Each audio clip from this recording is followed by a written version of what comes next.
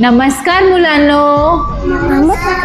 मी ना तुम्हाला आज एक छान गोष्ट सांगणार आहे विठ्ठलांची. तुम्ही ऐकणार का? टीचर विठ्ठल कोण आहे?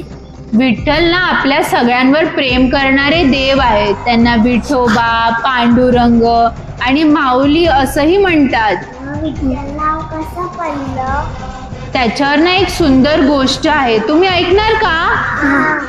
खूप वर्षापूर्वी ना एक पुंडलिक नावाचा मुलगा होता. तो आपल्या आई वडिलांची खूप सेवा करायचा. म्हणून ना श्रीकृष्ण त्याच्यावर खूप खुश झाले आणि त्याला भेटायला आले. पुंडलिकने काय केलं? पुंडलिक ना त्यावेळेस आपल्या आईबाबांचे पाय दाबत होता.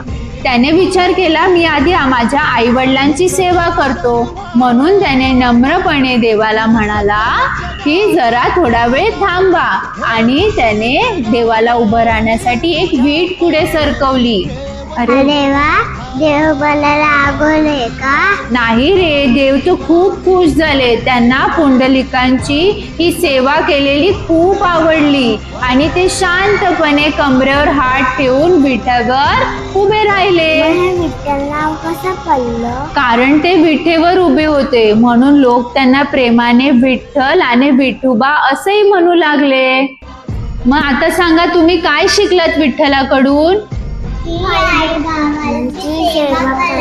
बरोबर. हो, आई वडिलांची सेवा करायची, त्यांची काळजी घ्यायची आणि त्यांच्याशी प्रेमाने वागायचं. विठ्ठल विठ्ठल, जय हरी विठ्ठल.